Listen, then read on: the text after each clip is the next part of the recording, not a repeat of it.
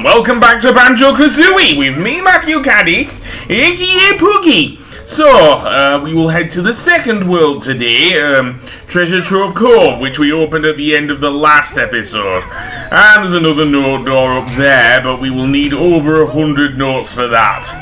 As I say, I got about 80 in Mumbo's Mountain, and I will get a fair few more here in Treasure Trove Cove.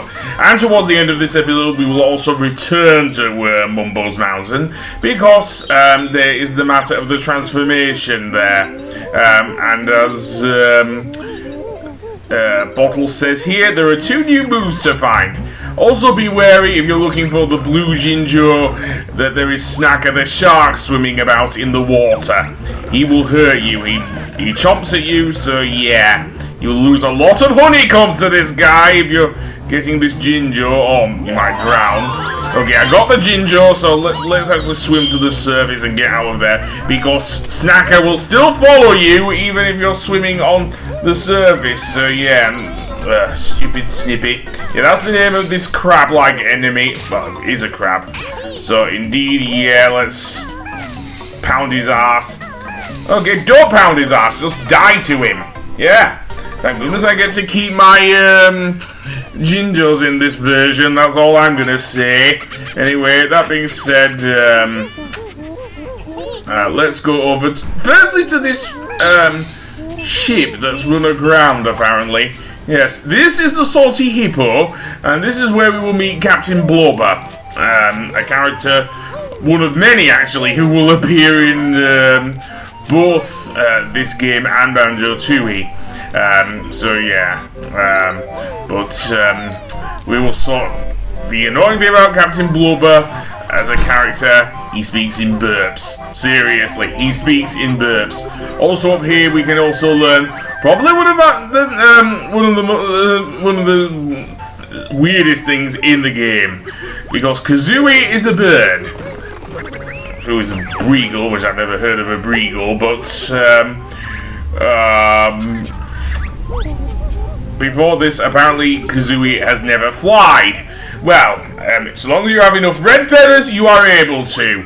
So yes, and bottles will give you, I think, about 20. I already got some from around the mast of the ship, so yeah. So, shall I make use of it? Oh, there's also a Jinjo on top of the mast as well, so, yep, there's the green Jinjo. And indeed, I am going to go over to the fly pad, and indeed do that, because we can get a Jiggy from this treasure chest on the left here. So, yes, I will do that now, and hopefully come down, and yeah, I'll just do a ground pound there, and wait for the treasure chest to open again, and there we go. Yeah, that one can be a bit tough to get because of the fact that there are spikes all around the side of the treasure chest, so if I've done it wrong, then yeah, not great. Also, Snacker is here as well because he follows you throughout the water. I also now have 5 Mumbo tokens, so I can, in essence, return to Mumbo's Mountain and get the rest of them. I don't want to yet, however, because there is the matter of the Salty Hippo here that's stuck in the middle of the area, and I can easily challenge drop back on there and speak to Captain Blubber, the rather downhearted hippo who speaks in burps. Yes, seriously. Really? You're a hippo and can't swim? Hippos are known to swim! Seriously. That sounds like a sad excuse, really.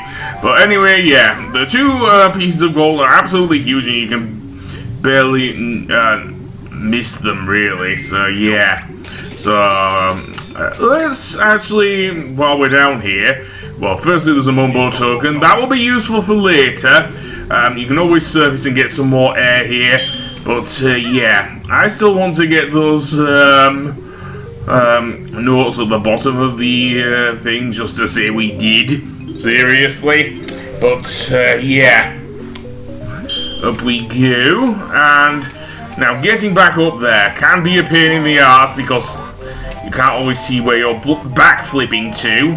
So, where is the next one? So we've got our first lot of gold. So the next one is actually in the side of the ship. Yes, so where we have to go is swim through one of these cannon holes and swim through there. There are also some more, of course, notes to get, which of course is important for unlocking worlds in this game. But yeah, so let's get the second lot of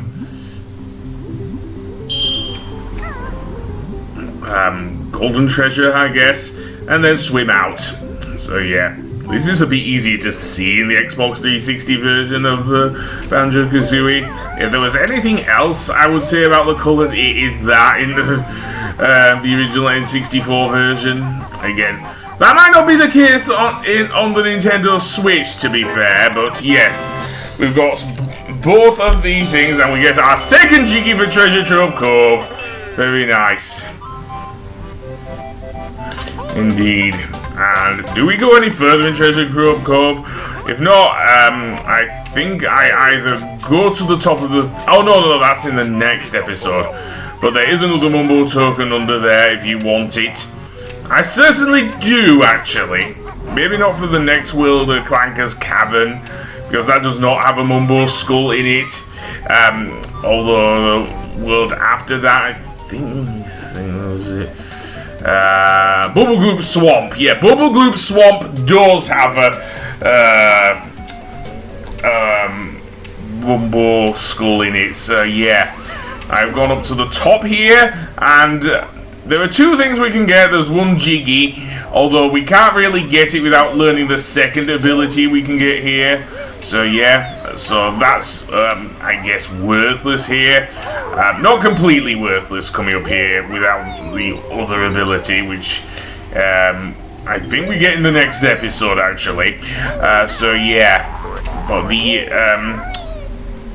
other thing of note is the witch switch, which is located behind the lighthouse here.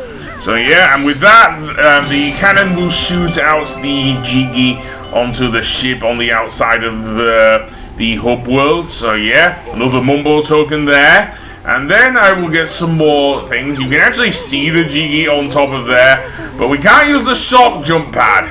Nope, and Banjo and Kazooie cannot backflip that high. Nor can Banjo grab it, unlike in Banjo-Tooie. No, that is a move that is exclusive to Banjo-Tooie, that grip grab move.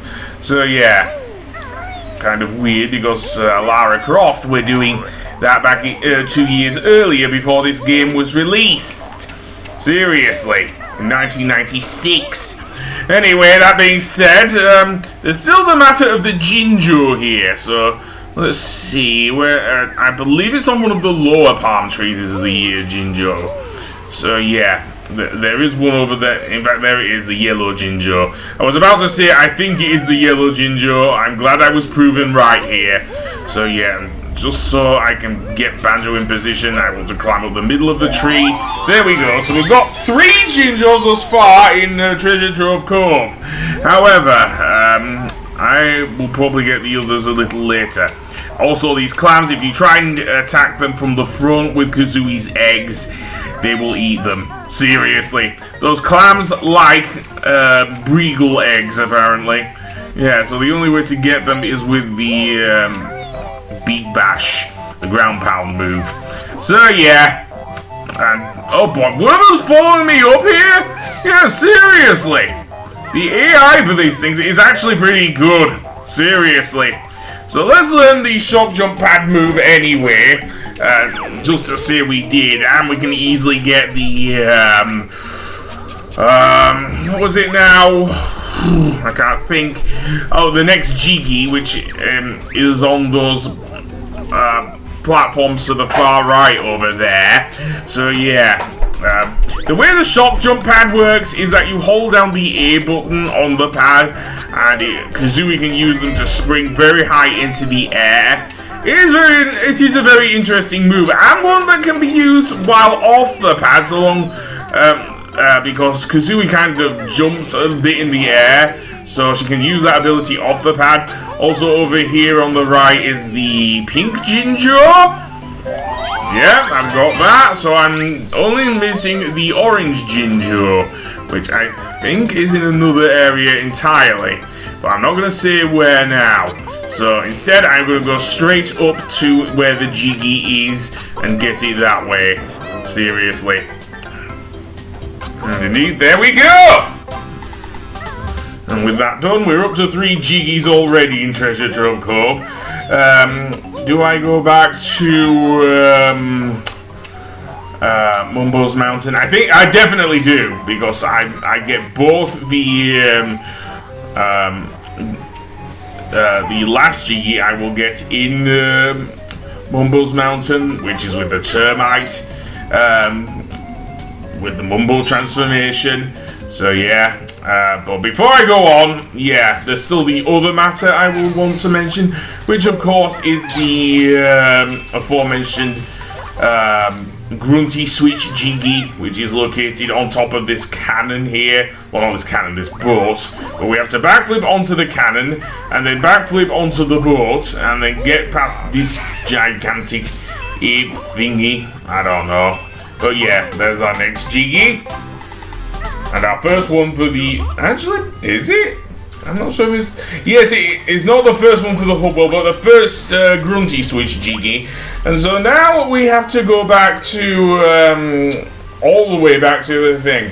Again, there is a way you can actually teleport between levels in Grunty's lair. And that is... I don't know if I've shown this yet, but... I might do a bit further in. I don't know. Don't know if I go down one of the passageways or not. Okay, no, I don't. So I'll leave that for later, and instead head all the way down this slope and back to the first world Mumbo's Mountain to get the last Jiggy. Yeah, and I'm leaving all this in because I'm a lazy git. So that being said, let's go straight into the double chins. I don't know. I don't want to think about that, Grunty. Seriously.